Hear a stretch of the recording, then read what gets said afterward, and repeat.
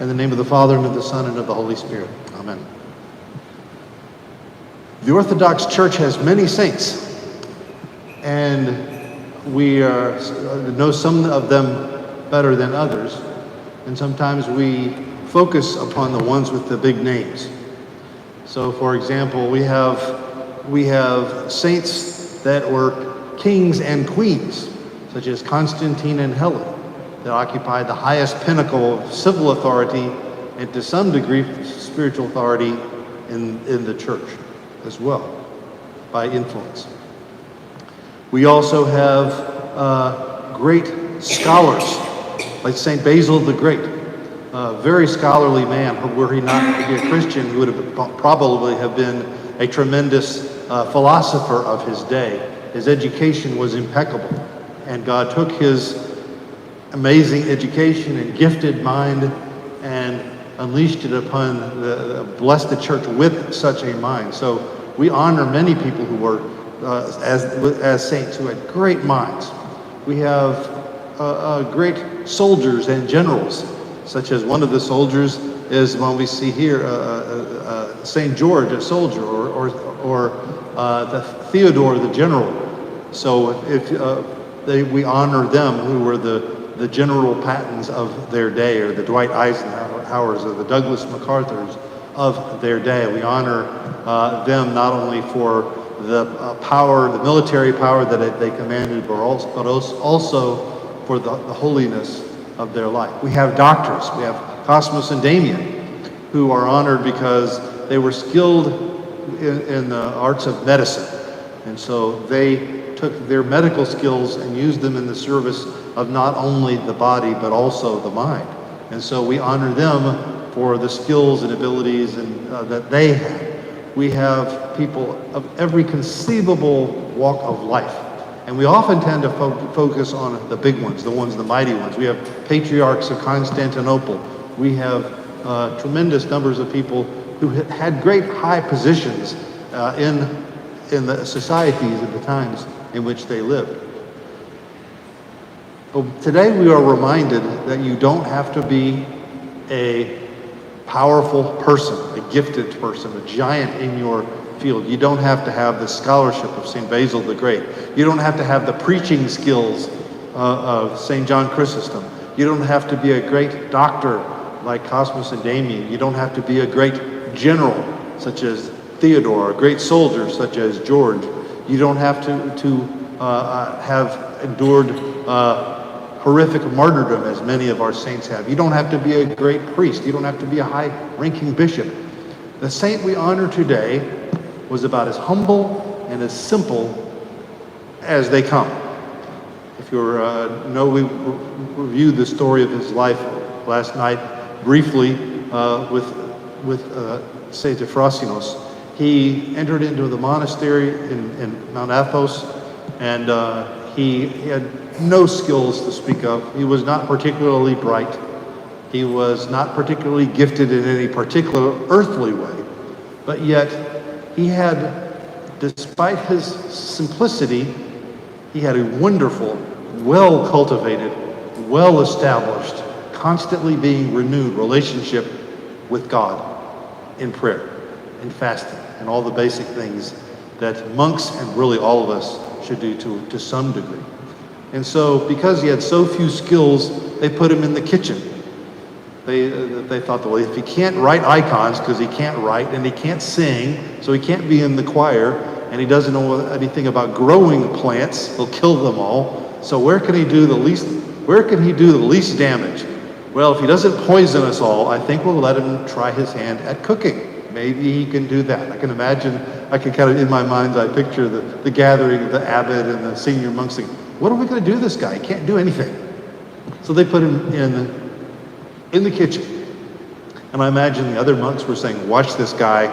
He's going to ruin he's going to ruin everything. He's not going to do it very particularly well. We don't eat much, but the food we eat, we want to be somewhat reasonably tasting. So keep an eye on this Efrosynos guy. We may have to fire him from this job if he does what we think he's going to do. And so, while humbly serving in one of the least respected positions probably in the monastery, He also, in addition to his constant prayer that is required of all monastics, in his limited time that he was not in church actively gathered in collective worship with his brother monks, the tiny little time that they are not doing that or engaged in labor, he found time to sneak away to a little retreated area, a little cave nearby, where he on his own would reestablish and refresh and renew his relationship with God every single day through humble and simple prayer. And so the story goes that one night the abbot went to sleep and he had a dream. And the dream was he saw a beautiful garden, and in the middle of that garden, I'm sure I can picture the abbot saying, "Oh, I see a monk. I wonder if it's Brother so-and-so. He has a beautiful voice. Oh, I wonder if that monk I see off in the distance, that might be Brother so-and-so. He's a wonderful iconographer. Or Efrosynos, is that you? Why is he in my dream? Why is he the only monk tending this garden in my dream?" And so Efrosynos, as the story progresses, hands him a branch with apples on it, or with, and gives it to the abbot, and then the abbot wakes up.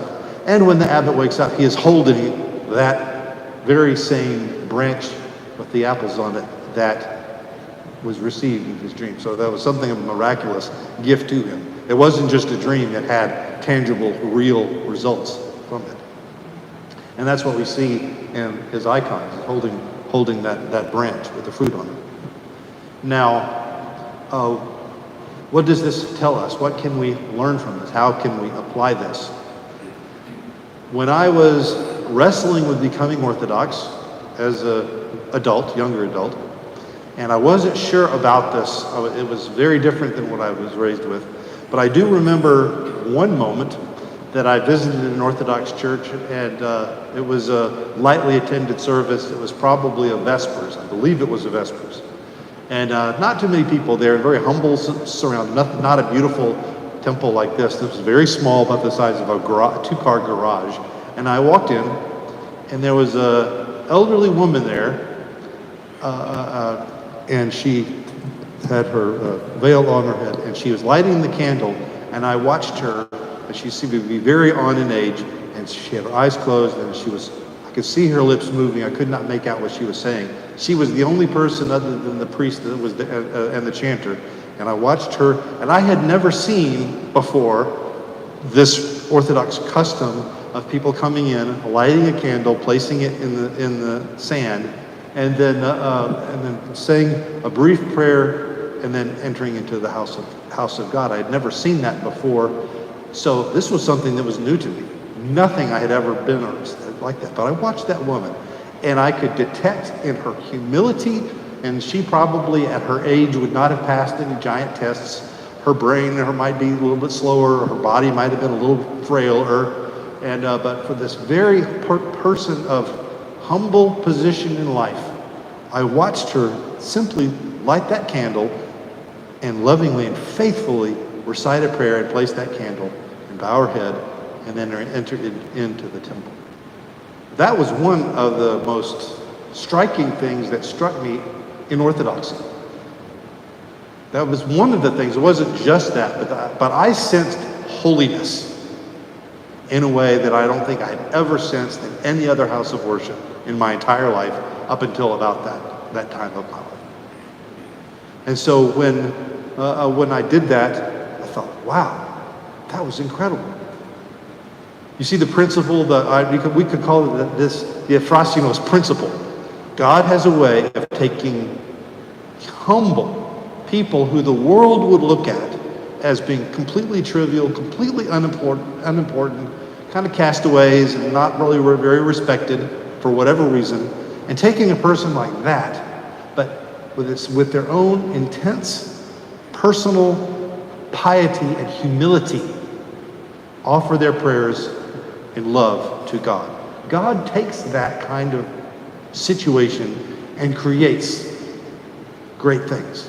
He takes people like that and made an Efrosynos. Something like that, almost identical, happened in this church. I won't name any names, but I know of a person who is Orthodox today because they came into our narthex and they watched one of our members doing the same thing, struck her the exact same. We compared notes.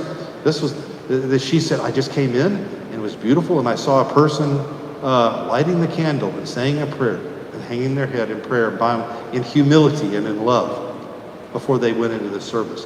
That person says that's the reason, that was the moment she decided to become Orthodox. I call that the Efrosynos principle. God is still in that business. And so finally, what does that mean for all of us? Not all of us can be great scholars. Not all of us can be great preachers. Not all of us can be great soldiers or generals. Not all of us can become bishops and patriarchs. Not all of us can be martyrs. So many of the saints that if we are constantly comparing ourselves to some of these names, we will sometimes get this sense, I'll never be like that. I can't be like that. I just don't have it in me. And if that is our custom, if that is our way of thinking, then the Feast of St. Efrosynos teaches us, can you be humble? We can learn to be humble. Are you more powerful? Even where you are you beneath? Are you above St. Efrosynos? Are you willing to become as humble and loving to God and patiently faithful in all the moments of your life as St. Efrosynos was? Can we work on that? If we can really, that's something every person in this room can do. And if we can master what I call the St. Efrosynos principle, then we also can, by that same path that St. Efrosynos forged for us, we also can someday be called a saint. Through the prayers of our Holy Fathers and through St. Efrosynos, the cook, may the Lord God have mercy on us and save us.